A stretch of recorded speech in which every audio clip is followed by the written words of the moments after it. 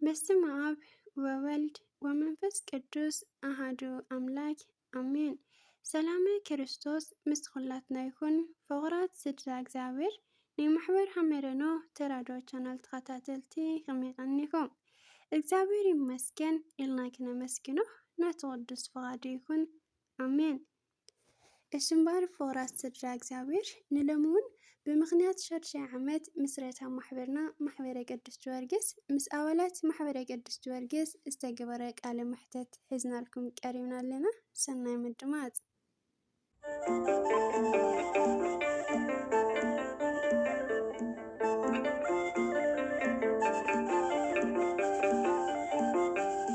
ውሒዝ በረኸት ቅድስናኻ ሽቶ መዓዛ ህያውነትካ ከስተመቕርኦ ክባርኸኒ ቅዱስ ጊዮርጊስ ከልጥፍ ንዓኒ ውሒዝ በረኸት ቅድስናኻ ሽቶ መዓዛ ህያውነትካ ከስተመቕርኦ ክባርኸኒ ቅዱስ ጊዮርጊስ ከልጥፍ ንዓኒ። ሰላም ክርስቶስ የብዝሐልካ ሚካሐወይ በመጀመሪያ እነዚህ ዘዳለናልካ ሕቶ ንምምላስ ፈቃደኛ ስለዝኾንካ እግዚአብሔር አምላክ የኽብረልና። ብምቕፃል ሽምኻና ተወሊድካ ዝዓበኻላ ዓዲ ከምኡም ሕዚ ዘለኻዮ ዓዲ ኣላልየና። ሰላም ከይብዛሕ ክብረተይ ሰላም ኣምላክ ምስ ኩላትና ይኹን። ያው ንዓና ንደካማታት ይሕዋትክን ብርግፅ ምኽርን ማዕደን ክንረክብ ኢና ኢልክን ተስፋ ብምግባር ግን ብጣዕሚ ኢና ንመስገን። ካባና እኳ ክንደየ ናይ ክትረኽባ ግን እግዚአብሔር የኽብረልና ንዓና ከምዚ ገርክን ዝዓደም ክናናና። ያው ሽሞይ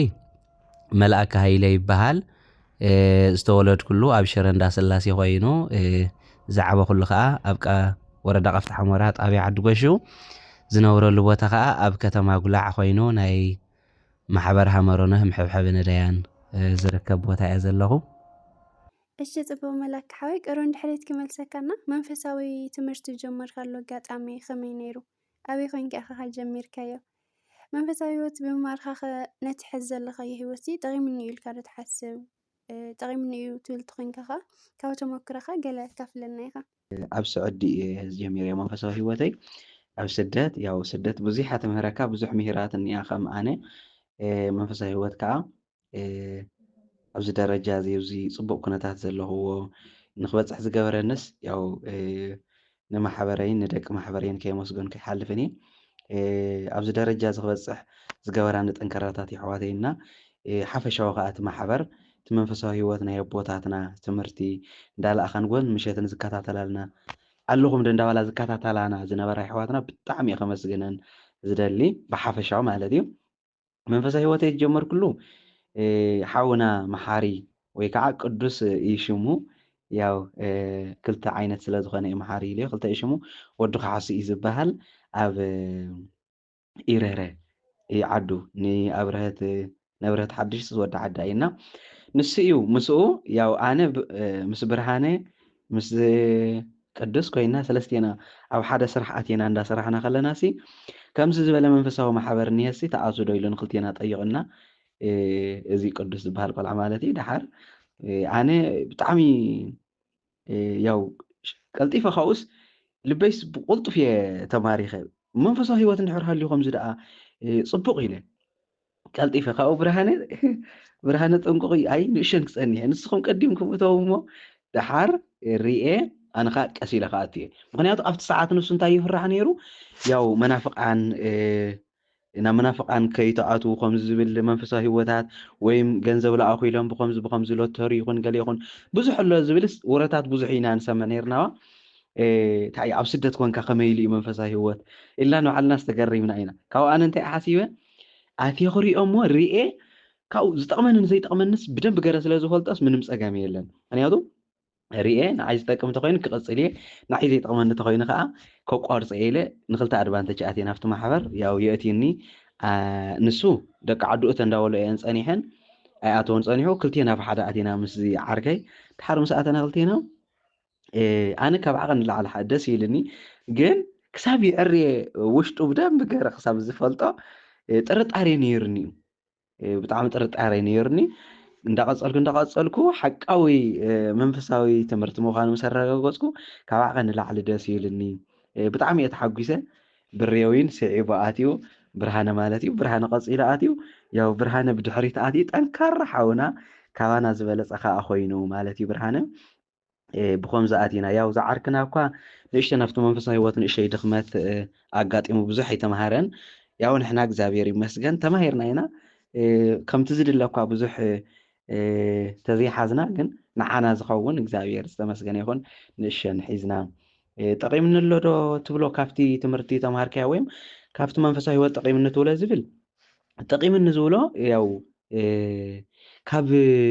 ሕማቃት ነገራት ካብ ምንጋር ይኹን ካብ ብተግባር ምስራሕ ይኹን ተቆጢበ እየ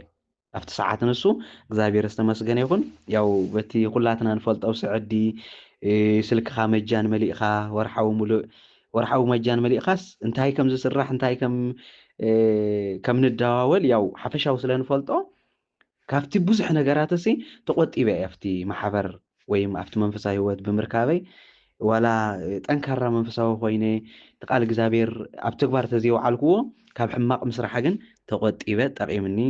ግዜይ ኣብ ስንኪሳር ምድማፅ ድራማ መንፈሳዊ ህይወታት ብምክትታል ናይ ኣሕዋትና ዝሰርሖ ድራማ ብምድማፅ እቲ ግዜ ኣብዚ ክሕልፎ ከለኹ ኣይነበረንን ግዜ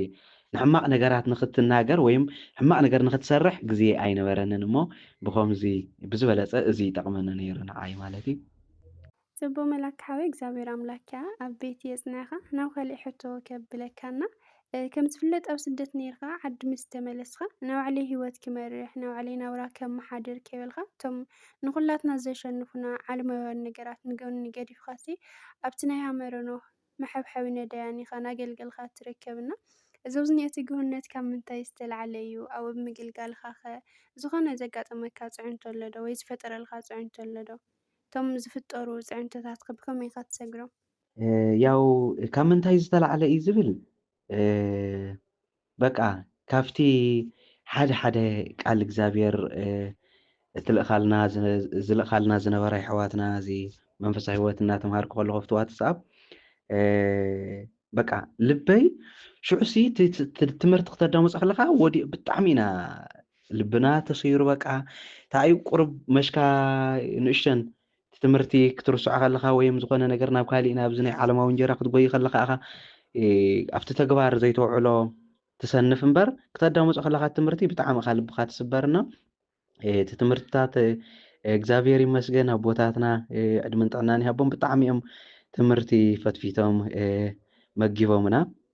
ካብቲ ማሕበረይ ዝረኸብክዎ ካብ ምንታይ ዝተለዓለ እዩ ካብቲ ናይ ማሕበረይ ትምህርትታትና ካብቲ ናይ ደቂ ማሕበረይ ዝነበረ ጥንካረ ካብአን ዝወሰድክዎ ኮርስ ወይ ከዓ ካብአን ዝረኸብክዎ ትምህርቲ እዩ ናብዚ ዘለኽዎ ደረጃ በፂሐ ያው ፅዕንቶታት ዝፈጥረልካ ነገር ኣሎ ዶ ዝብል እግዚኣብሔር ዝተመስገነ ይኹን ያው ድሓን እዩ ፅዕንቶ ቀሊል እዩ ብርግፅ ዋላ ሓደ ነገራት እንተሃለዎ ግን ዝቐለለ እዩ ያው ካብ ስድራ ቤት ክመፅእ ይኽእል ፅዕንቶ ዝመፅእ ኣሎ ካብ መሓዙትካ ዝመፅእ ኣሎ ንዓናይ ከምዚ ንግበር ንዓናይ ናብ እንዳሻሂ ንዓናይ ናብዚ ስራሕ እዚ ዝብል ፅዕንቶታት ሓደ ፅዕንቶታት ኣሎ ነቲ ፅዕንቶ ንሱ ግን ያው ብሓይሊ እግዚኣብሔር እዩ እምበር ንሕና ክንደየናይ ስንኳ ንሰርሕ ኢና ወይም ክንደየናይ ዓቕሚ ሃሊና ኮይኑ ግን ከም ፍቓድ እግዚኣብሔር ኩሉ እግዚኣብሔር እዩ ዘመቻችወልካ እቲ ድሌት ናይ ልብኻ ንስኻ ኣብቲ ልብኻ እትሓስቦ ሓሳባት ዝሰርሕካ እግዚኣብሔር እዩ ብርግፅ ንሕና እንሰርሖ ስራሕትታት እዚ ኣብዛኛው ከመይ ገረ እዚ ነገር ዝሰሪሕ እየ ወይም ደግሞ ከመይ ገረ ነዚ ነገር ዝሓሊፈ እየ ንብለሉ ሰዓታት ኣሎ ምክንያቱ እግዚኣብሔር ይሰርሖ ተሓስቦ ብልብካ ተሓስቦ እሞ እግዚኣብሔር ከዓ ኣብ ተግባር የውዕሎ ማለት እዩና ተን ሓደ ንእሽትን ቀለልቲ ዝኾነ ፅዕንቶታት ዝመፃ ኣብዛኛው ካብ መሓዛኻ እዩ ካብ መታዓቢትካ ካብ መሓዛኻ እዩ ዝመፅእ ያው ኣነ ሓደ ነገራት ዝጠቕመኒ ንዓይሲ ኣብ ካሊእ ዓዲ ብምዃን እዩ ኣብዛኛው ፅዕንቶ ዝኾነኒ ኣብ ከተማ ኣብ ዓዲ ክኸድ ከለኹ እዩ ናብ መታዓቢተይ ክኸድ ከለኹ ያው ፅዕንቶ ኣሎ ካብቲ መንፈሳዊ ህይወት ብጣዕሚ ትርሕቕካ ኣብቶም መታዓቢትካ ምስ ከድካ ግዴታ ናብቲ ናይ ቀደም ህይወትካ ንኽትከድ ምስቶም መታዓቢትካ ንዓና ምሰል ይብሉካ ንስኻ ከዓ ግዴታ ኢኻ ምክንያቱ ምስኦም ንእሽተይን ክትዘናጋዕ ትደሊ ኢኻ መታዓቢትካ እዮም ይሕዋትካ እዮም ግድን እዩ ሕዚ ኩሉ ግዜ ገዲፍካዮም ናብ ገዳም ክትከድ ገዲፍካዮም ቤተክርስትያን ክትከድ ከለካ ንሶም ከምዚ ካሊእ እዮም ዙሪእኻ ወይ ምን ይዕቁና ድዩ ወይ መን ኮይኑ እዩ ከምዚ ናይ ጻዲቕ ዝሓስብ ብዙሕ ነገራት ስለ ዝብሉ ግዴታ ምስኦም ትኸይድ ሻሂ ቡና ትብል ኢኻ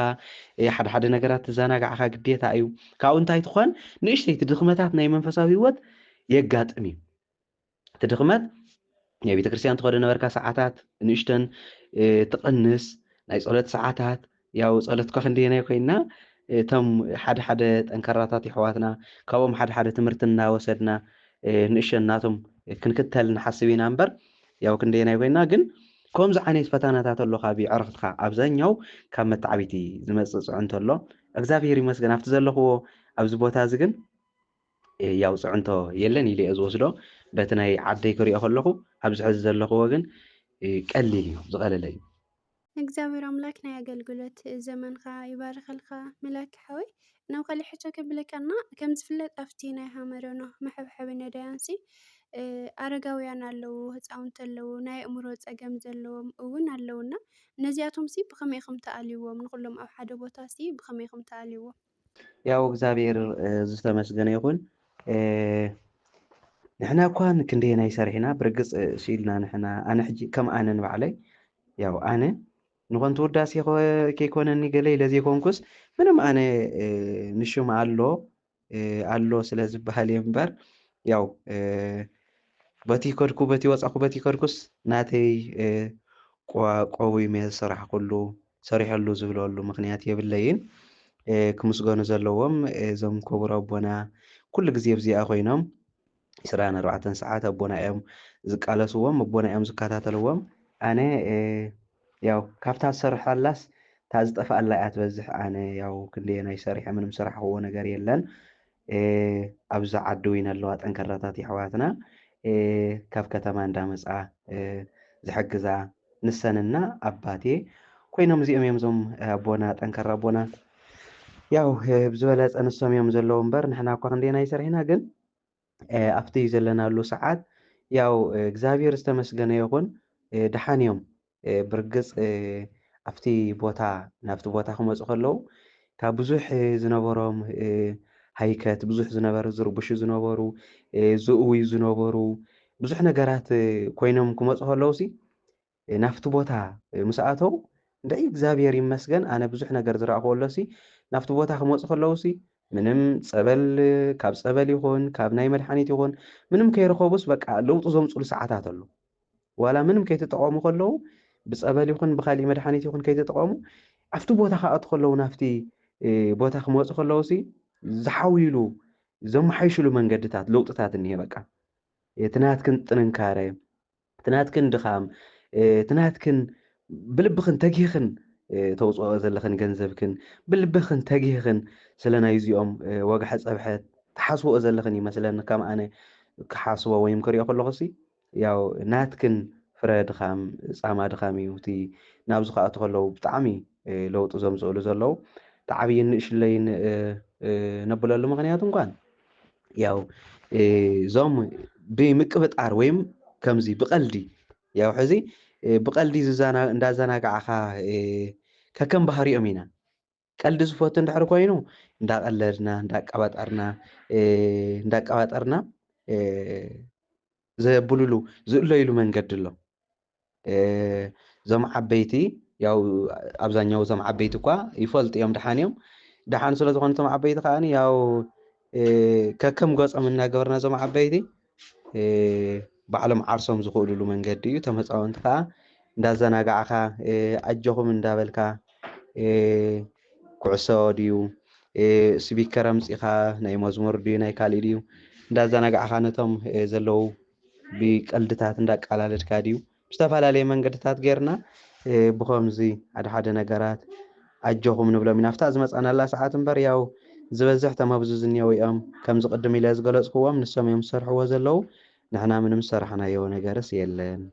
ፀጊብ ዝሕልካ መላክ ሓወይ ናብ ካሊእ ሕቶ ከብለካና ነዳያን ኣብ ምሕብሓብሲ ብዙሕ ፈተናታት የጋጥም እዩ ብዙሕ ተጓንፎታት ኣሎና እስኻ ዞዝኒ ኣገልግሎት ካብ እትጅምሮሲ ዘይትርስዖ ዘጋጠመካ ተጓንፎት ሃልዩ ካፍለና። ያው እግዚአብሔር ይመስገን ከቢድ ፈተናታት እንብሎ እኳ የለን ዘጋጠመነ ነገራት የለን ግን ኣብቲ ዕሸል ዕድሚኦም ከምዚ ኮይኖም ክትርኢ ከለኻ ሰሪሖም ዝኣትወሉ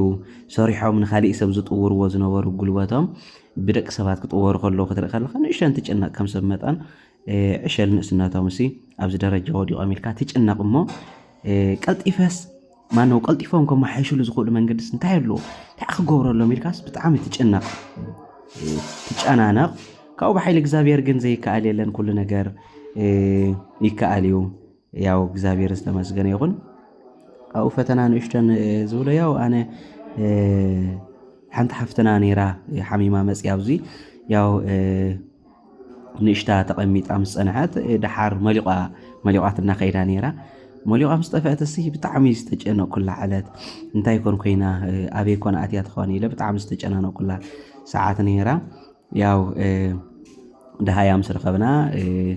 ናብቲ ዝነበረቶ ቦታ ከይዳ ለውጢ ምስ ኣምፀት እያ መሊቋ ድሓር ለውጢ ምስ ኣምፀት ንእሽተን